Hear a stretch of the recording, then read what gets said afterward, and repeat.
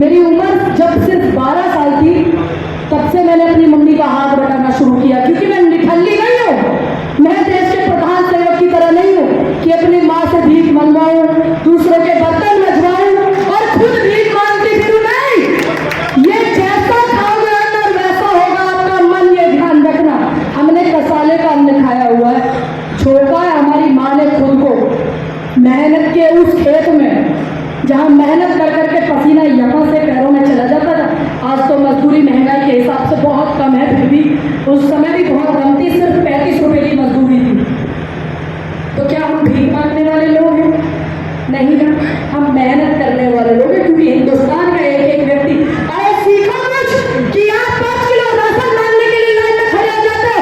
सीखो सरकारों से कुछ कि आपने कभी नहीं देखा होगा किसी सरकार को ऐसे करते हुए। देखा है क्या? तो फिर 5 किलो राशन की लाइन के लिए ऐसे मत करिए। आपकी वोट की जो कीमत है, आप उस कीमत को समझिए। आपके बच्चों की शिक्षा का बेड़ा गर्क जो किया जा रहा है, आपके बच्चों की शिक्षा को जो खराब किया जा रहा है, स्कूलों को जो बंद किया जा रहा है, और हिंदू मुस्लिम उसको जो इतना उग्र रूप दिया जा रहा है। मुजफ्फरनगर की एक टीचर, सोचिए, एक मुस्लिम बच्चा था जिसको पिटवाया जा रहा था। सबको पता है सिर्फ एक मुस्लिम बच्चा था, लेकिन 10 बच्चे जो थे उनकी मानसिक स्थिति जो खराब हुई है वो सभी हिंदू और सनातनी थे।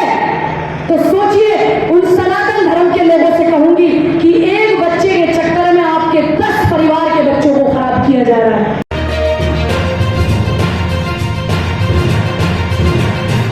बैठे मेरे बुजुर्ग, मेरे बड़े भाई, हमारे राष्ट्रीय सचिव योगेश जी, हमारे प्रदेश के अध्यक्ष जितेंद्र चौधरी जी, हमारी महिला राष्ट्रीय अध्यक्ष सुमन तंवर जी, हमारे युवा के अध्यक्ष गौरव जी, अशोक जी, हमारे अमित भाई जी, और यहाँ के जो लोकल लोग हैं, यहाँ मूल निवासी जो मवाना से हैं, उनकी मुझे लिस्ट नहीं दी गई है। मैं आपसे माफ़ी चाहती हूँ, आप मेरी माफ़ी को भी अच्छे से स्वीकार करेंगे। कृष्ण पाल यादव जी, हमारे बड़े भाई बैठे हुए हैं, हमारे मेरठ के जिला अध्यक्ष अजय शर्मा अज्जू जी, हमारे संचालन कर रहे हैं अभी थोड़ी देर पहले शुभम जी, शुभम नाम था शायद, और हमारे अभी मौजूदा संचालन कर रहे हैं हमारे बड़े भाई रवि भाटी जी। और यहाँ पर आज का जो दौर है उस माहौल में आपके लोगों के लिए और आपके लिए आने के लिए मीडिया वाले साथियों का भी मैं धन्यवाद करती हूँ। और मैं गजेंद्र जी और हमारे बहुत सारे तमाम साथी आए हुए हैं,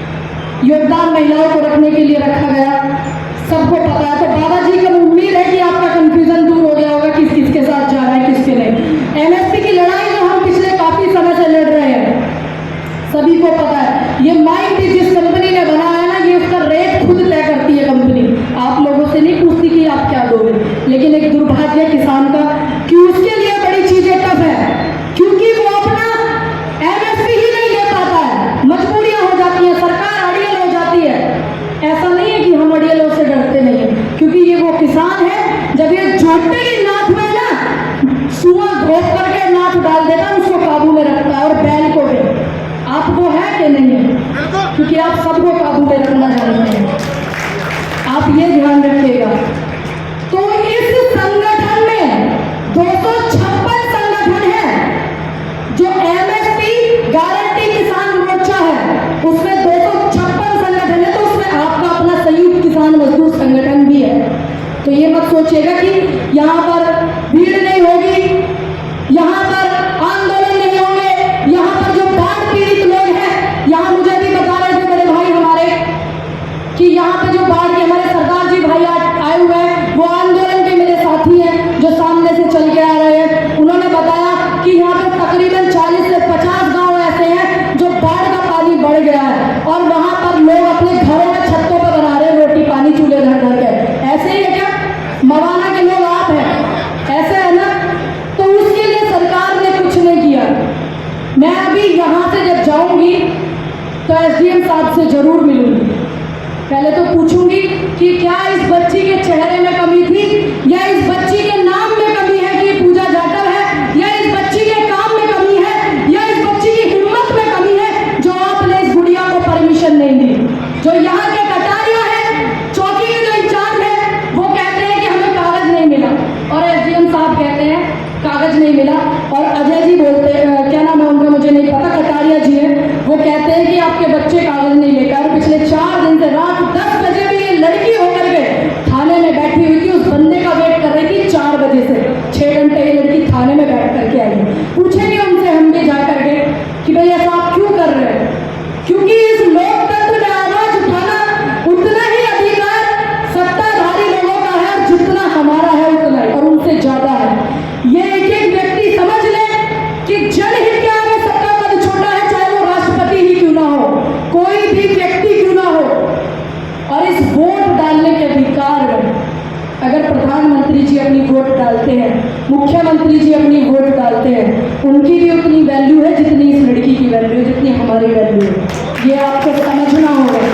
अगर आपने नहीं समझा, आने वाले समय में चुनाव भी है, मैं कभी आपको प्रेशर नहीं करूंगी कि आप किसको वोट दें किसको नहीं, लेकिन अपने दिमाग को, अपने दिल को और सब कुछ सोच समझ करके 2014 के बाद से जो राजनीति हो रही है इस देश में, मेरे सबसे बड़े कविकुल वंश के बड़े प्रखर वक्ता अटल बिहारी वाजपेयी जी की जब सरकार थी, तब उन्होंने ये बात बोली थी कि विपक्ष का भी उतना ही सम्मान होना चाहिए। आज जितनी भी विपक्ष में पार्टियां हैं और संगठनों का काम है, हमेशा से विपक्ष का काम रहता है विपक्ष को सपोर्ट करना, संगठन का काम है।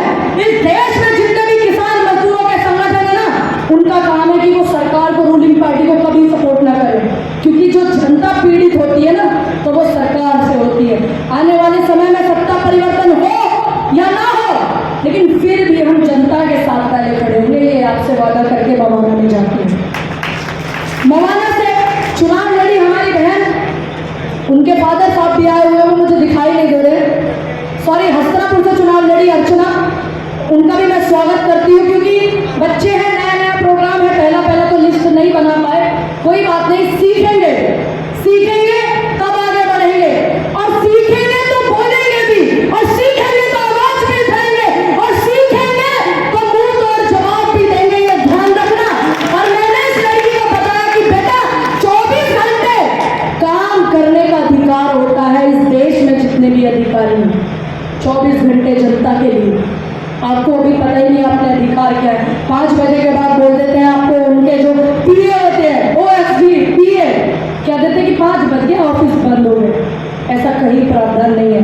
अगर कोई इमरजेंसी है तो वो आपसे घर मिलेंगे, अगर इमरजेंसी नहीं है तो आपसे ऑफिस मिलेंगे, लेकिन आपके बीच में वो जरूर होंगे, चाहे वो पीएम हो, चाहे एसडीएम हो, एसएसपी कोई भी हो, क्योंकि वो आपके लिए बैठे हैं। ये आप मत समझोगे, सिर्फ देखिए ताली बजाने वाली बात नहीं है बड़े भाई, मैं आपकी भावनाओं को कदर करती हूँ, आप इस बात को समझिए।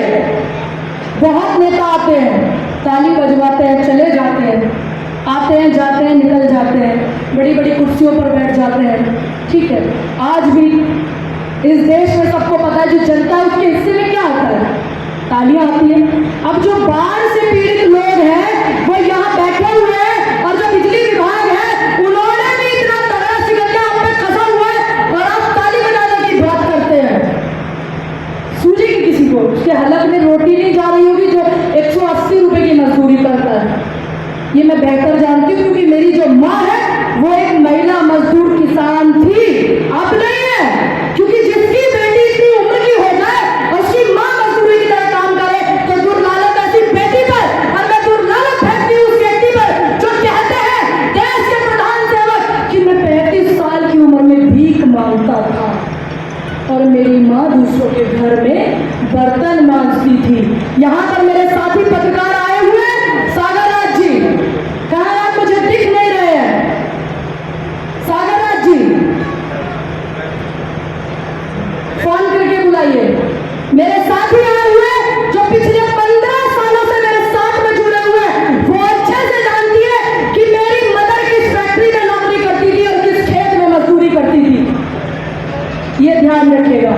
मेरी उम्र जब सिर्फ 12 साल थी तब से मैंने अपनी मम्मी का हाथ बटाना शुरू किया, क्योंकि मैं निठल्ली नहीं हूँ, मैं देश के प्रधान सेवक की तरह नहीं हूँ कि अपनी माँ से भीख मंगवाऊं, दूसरों के बर्तन मजवाऊं और खुद भीख मांगती फिरूं। नहीं, ये जैसा खाओगे और वैसा होगा आपका मन, ये ध्यान रखना। हमने कसाले का अन्न खाया हुआ है, छोड़ा है हमारी माँ ने खुद को मेहनत के उस खेत में जहाँ मेहनत कर करके पसीना यहाँ से पैरों में चला जाता था। आज तो मजदूरी महंगाई के हिसाब से बहुत कम है, फिर भी उस समय भी बहुत कम थी, सिर्फ 35 रुपए की मजदूरी थी। तो क्या हम भीख मांगने वाले लोग हैं? नहीं ना, हम मेहनत करने वाले लोग हैं। क्योंकि हिंदुस्तान का एक एक व्यक्ति, अरे सीखो कुछ कि आप 5 किलो राशन मांगने के लिए लाइन में खड़े हो जाते हो। सीखो सरकारों से कुछ कि आपने कभी नहीं देखा होगा किसी सरकार को ऐसे करते हुए। देखा है क्या? तो फिर 5 किलो राशन की लाइन के लिए ऐसे मत करिए। आपकी वोट की जो कीमत है आप उस कीमत को समझिए।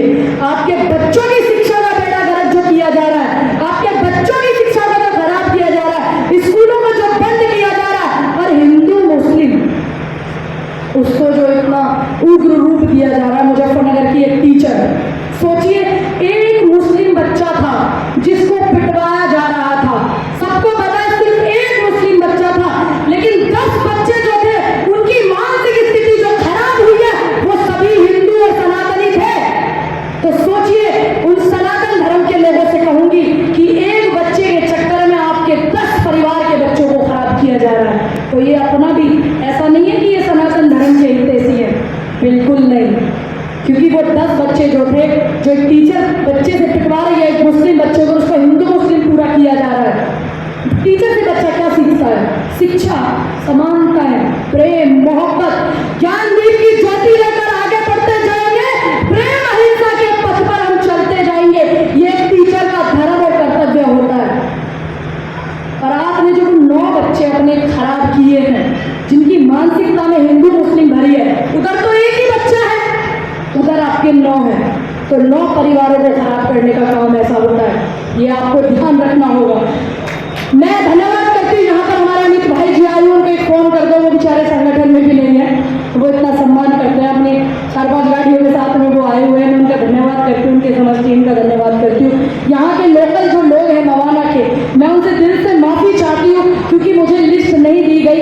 एक स्वतंत्रता सेनानी है विनोद जी, मैं उनका भी धन्यवाद करती हूँ, अभी मुझे उनकी पर्ची मिली है। और यहाँ